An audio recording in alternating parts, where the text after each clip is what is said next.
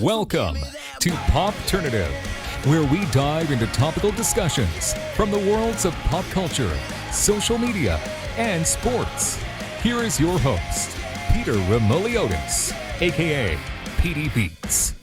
Hello and welcome to the Popternative podcast, the podcast and talk show where we have digital discussions from the worlds of sports, TV, pop culture, social media, everything really depending on the guest. We talk about it all. As always, I'm your host, Peter Remoliotis, and on social media, you know me as PD Beats. Recently, an NHL Draft Lottery, that was a very unorthodox NHL Draft Lottery, transpired, and we are here to talk to the analyst for NHL and the CHL on Sportnet. I believe it's his third time back on the show. We're with Sam Cosentino. Sam, welcome back to Popternative, man.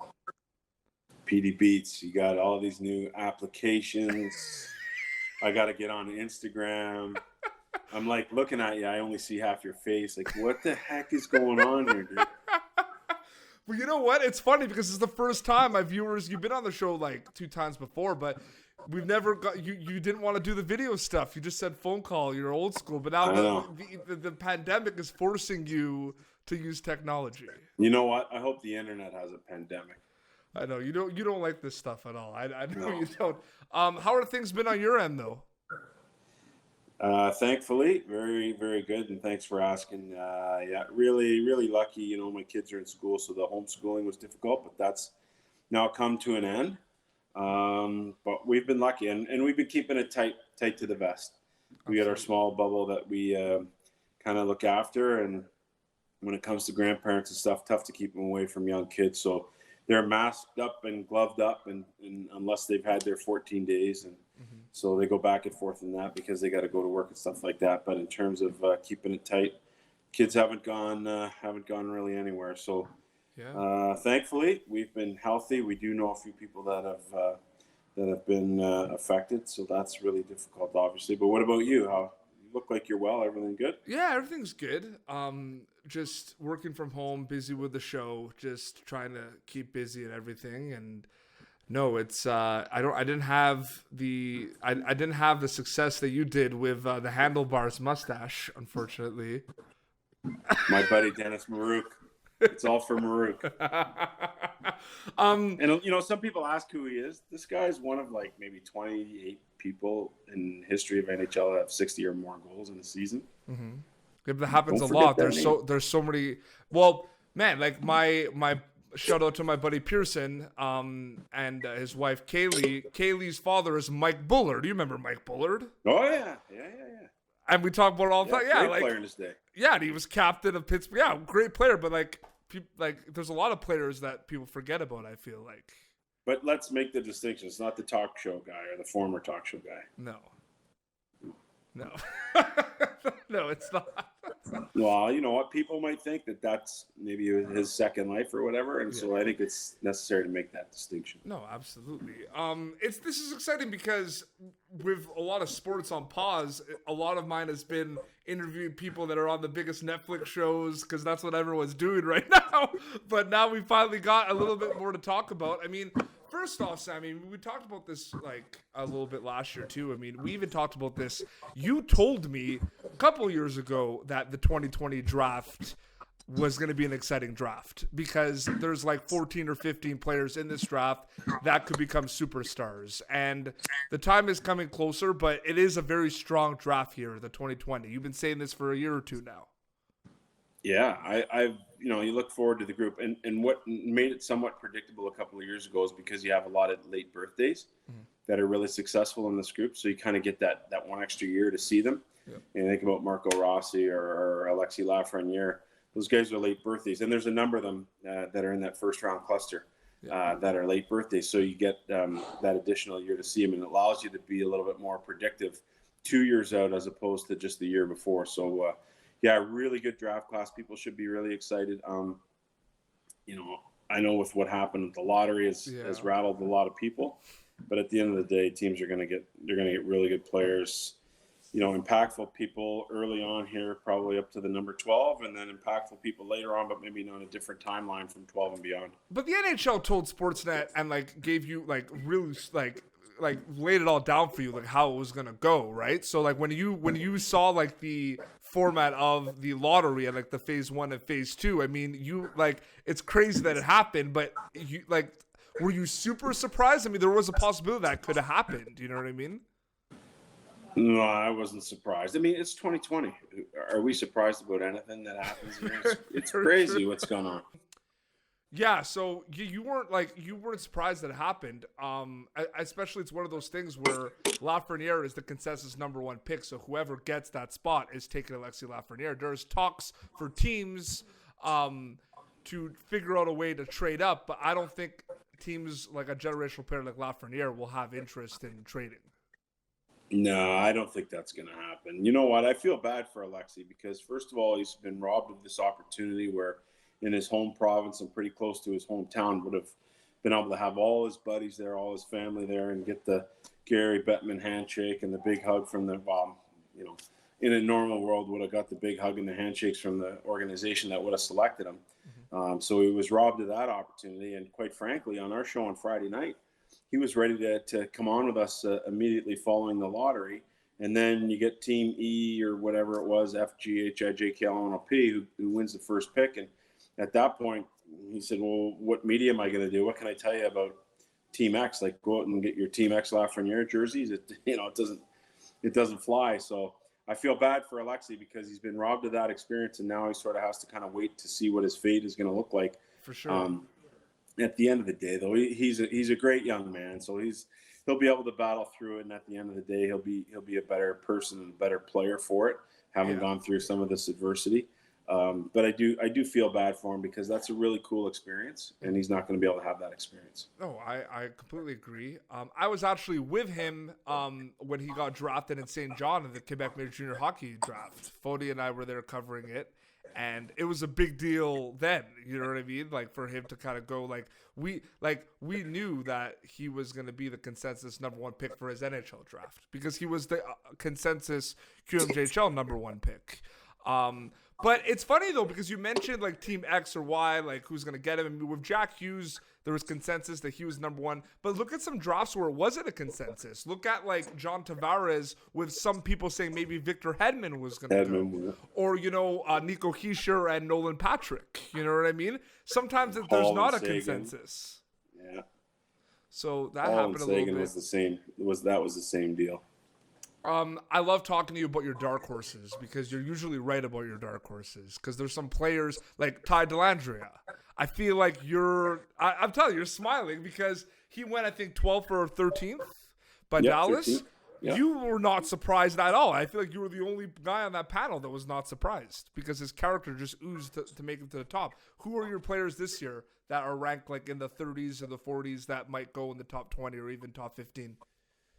I don't know if we're going to see anyone sneak up there. I feel pretty confidently that the top 12 names will be the top 12 names. Mm-hmm. They might be in a little bit different order, now that we have at least some definition of where teams are going to pick. And I do believe that has a significant impact because if you go back under general managers there, you can definitely find some historical trends. Yep. And also if you know the lineage of a player and you know the connections between the player and the agent or the player and other players in the team, or the management and the management of the team that the player plays for, sometimes you can figure that stuff out pretty easily. But when I'm looking at that group, I don't really see a lot there. It's kind of when you get down, into the 20s and the 30s. But I think a guy like, speaking of St. John, Jeremy Poirier is going to be a really interesting guy. I'm not so sure he's a first rounder now, but he's got a partner there in Villeneuve who's really gotten a lot of love lately. I think he's a bit of a sleeper. I've seen you talk about Maverick Bourque as well. Maverick Bourque, and again, he's kind of right on the fringes of that first round. Seth Jarvis has had a huge rise. Connor Zari's been pretty consistent all year. But when I'm looking down the list a little bit and getting into the second and third round, James Hardy's a guy I think about a lot. Nico Dawes, unbelievable year, bypassed last year and rededicated himself. So he's a goalie that I think as a little bit older, has a little bit more certainty to what he's going to be like. And I think that's a big asset for a goaltender. You want to draft older goalies, in my opinion. I'd rather take them in their third year of eligibility as opposed to kind of taking them and projecting them as 17/18-year-olds. Yep. So we're always going to have that number of guys. Bordelot's another one with the U.S. program.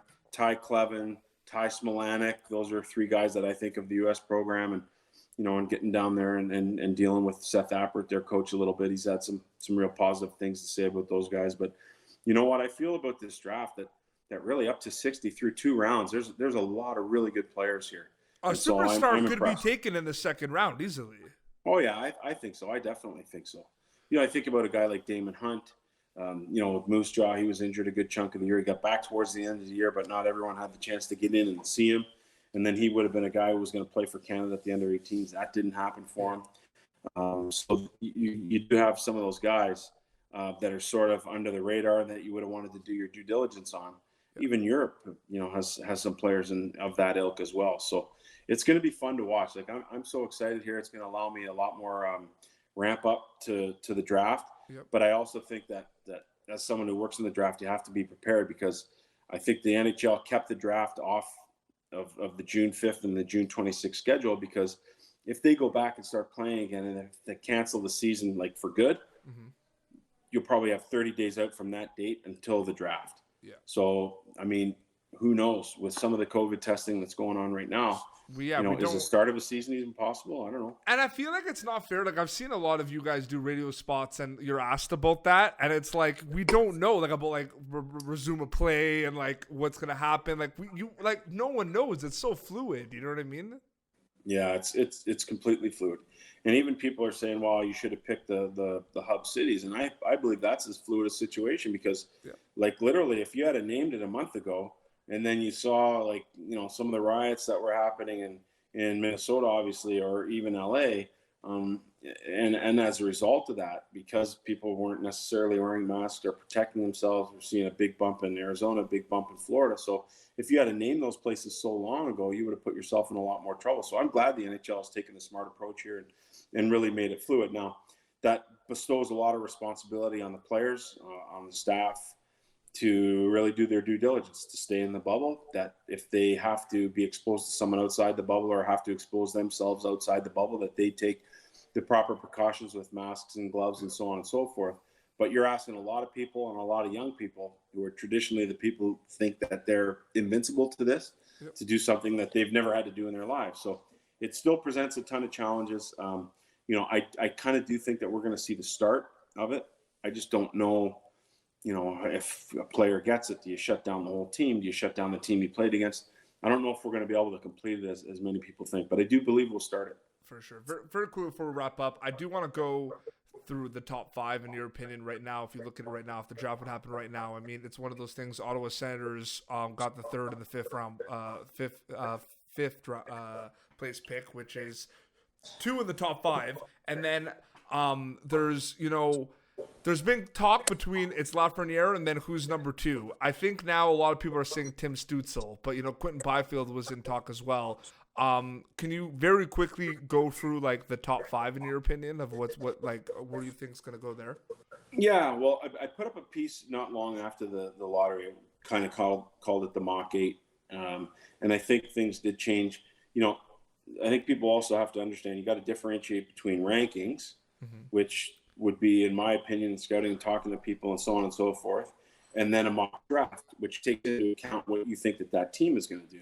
So I'll give you a great example of that. Cole Perfetti is a guy that I would have had ranked most of the year in that 7 or 8 range, but I do believe that there are strong ties to Detroit, and now that Detroit's picking 4, and some of those other top guys want to be available to them, that they'd feel really comfortable taking Cole Perfetti.